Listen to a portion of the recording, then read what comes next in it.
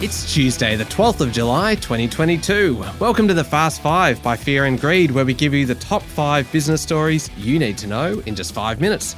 I'm Michael Thompson, and good morning, Sean Aylmer. Good morning, Michael.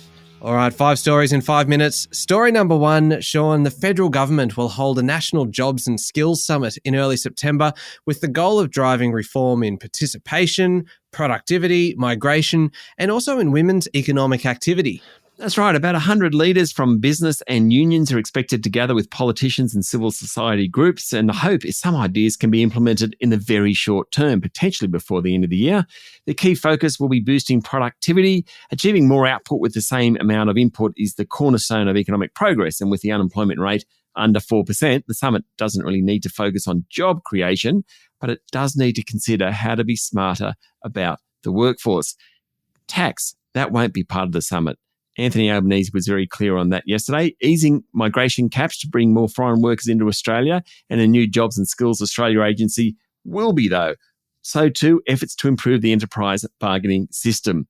It's not quite Hawke-Keating 1983 summit, which included a lot of other groups, but yesterday Mr Albanese said he hoped employers and unions would work together because they have a common interest, which he said was the national interest. The government hopes it will throw up ideas, particularly around participation and opportunity. There are nearly 500,000 job vacancies across the economy at the moment, and not finding people to fill roles is a serious retardant to economic growth. More backpackers is a quick fix. Better childcare, allowing more women into the workforce, is a medium-term fix. That's what this summit's all about. Okay, on to story number 2, Sean. The COVID-19 death toll has accelerated. There's been 13 deaths in the 24 hours to yesterday morning. It is much better than we have seen over the last couple of years, but it's still an increase on where we've been lately. Yeah, it is. Look, vaccinations have made the severity of COVID much less, but people are still catching the virus. More than 32,000 new infections were reported across the country yesterday, with the Omicron variants BA4 and BA5 becoming the dominant strains. Friday last week, Michael, there were 42,000 cases reported and 35 fatalities. So we still have a long way to go. And of course, as of yesterday, around 7.4 million Australians became eligible to receive a 4th jab.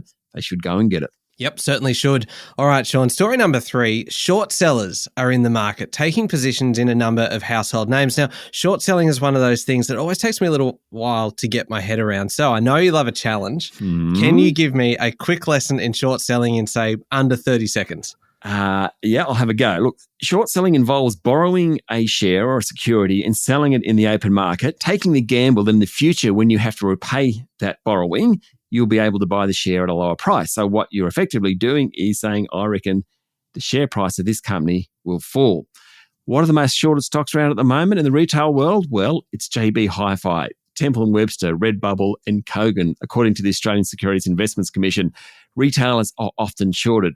But the big names that are most shorted in the market, Block, used to be Afterpay, Flight Centre and healthcare group Nanosonics.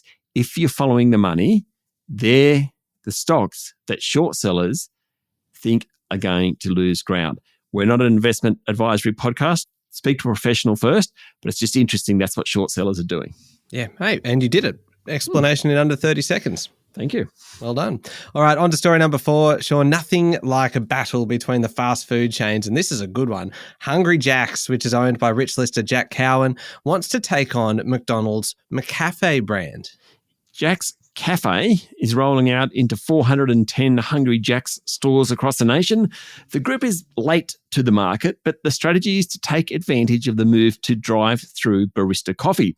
Apart from McDonald's, there's no major player in that market.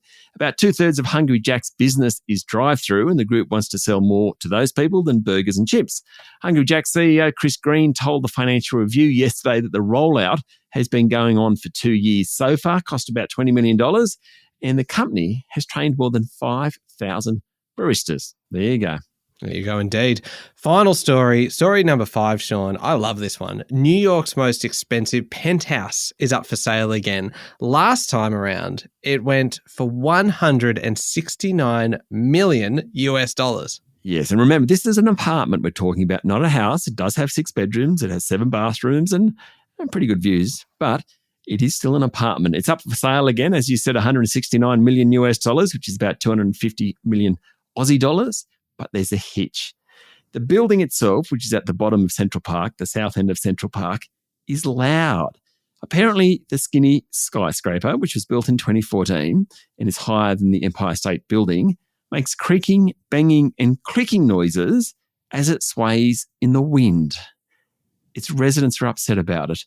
I don't think I'd ever want to live in a building that sways in the wind. No, if I'm paying $250 million for a new apartment, I don't want one that makes creaking, banging, and clicking noises either. When it's windy. No. All right, there we go. The top 5 business stories in 5 minutes. Thank you, Sean. Thank you, Michael. It's Tuesday, the 12th of July, 2022. Remember to hit follow on the podcast, and if 5 minutes isn't enough, then you can find our longer daily show called Fear and Greed on your podcast platform. I'm Michael Thompson, and that was the Fast 5 by Fear and Greed. Have a great day.